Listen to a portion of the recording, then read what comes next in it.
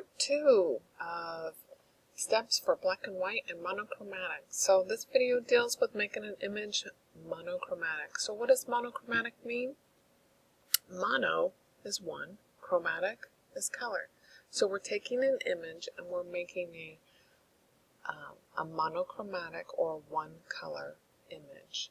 You can have some really interesting, a lot of people do this on apps on the phone, but you could really come up with some fun things on how to do this. So here's my steps. Use a non-altered image, so you're going to use a new image. You can use the same image that you used for your black and white, but you need to use the original color image to go back and do your monochromatic picture. Don't use your black and white to make it monochromatic. You're going to start with a color image. So we're going to begin with, grab the wrong tab here, move that over. I'm going to go back to Photoshop.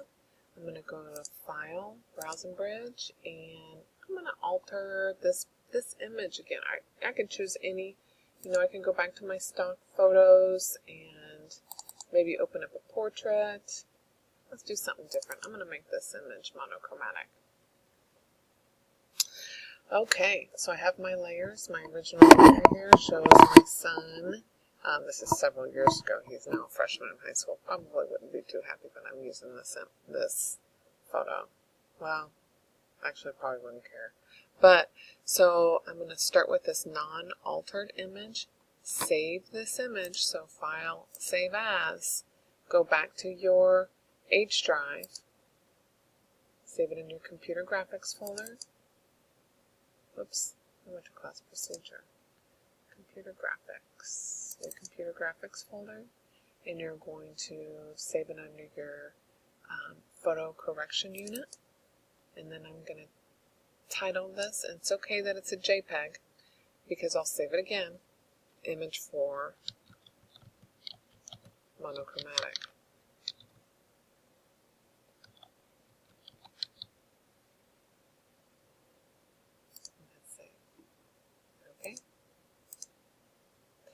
And now I'm ready to change it again. I'm going to go to File, Save As. Now I need to save it as a Photoshop document because this is the image I'm actually going to change. And I'm going to hit Save. Okay. Okay, so we're going to once again go to our Actions panel. And you can see I accidentally just clicked on my Adjustments panel. Your Actions and your Adjustments panel are two separate. So we need to go over to our Actions panel. It looks like a little Start button. So click on the Actions panel. And now we're going to click on the top right panel menu. So here's your panel menu. Every panel has a panel menu. You may be asked in your book to go to Panel Menus. So this is the panel menu. Click on your panel menu and you're going to scroll down to where it says Lab Black and White Technique. So go ahead and click that. And basically these are a set of pre-recorded actions or steps that Photoshop knows how to do. So we're in this pre-recorded, we've added this pre-recorded action to our action panel. We're going to drop down to the first set of actions for Lab Black and White. We're going to go ahead and click on that.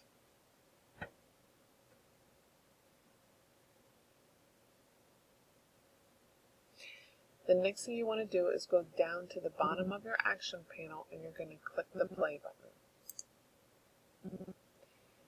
Message, adjust the hue and saturation of layer 1 to continue the color tint of your image. We're going to hit continue, but before we do that, I want you to see how your Photoshop added a new layer. It added a color adjustment, and it took a snapshot of our original image. Went through all of these different things right here. You basically did all of these things without having to do them on your computer. So we're going to hit continue. And now we can adjust the individual color and we can make our image be monochromatic, have color. We can add color to it, add a tint of color.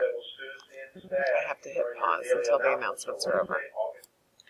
Okay, the announcements are over and we can continue. So hue and saturation. What I want you to see is we have a layer that affects the color of our image. This image has a slight goldish brownish tone to it.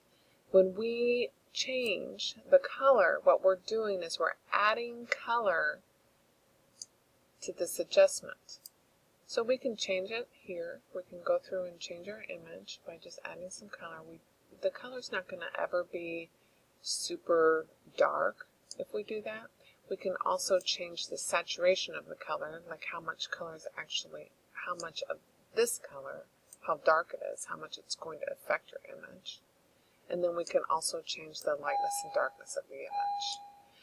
What you can do is you can make adjustments just like that. So let's say if you like it with a very slight greenish tint, which is really nice. Or you can change it even more by hitting colorize. So we're going to click on colorize. And now we can change the image even more, give it even more color, give it some more saturation here.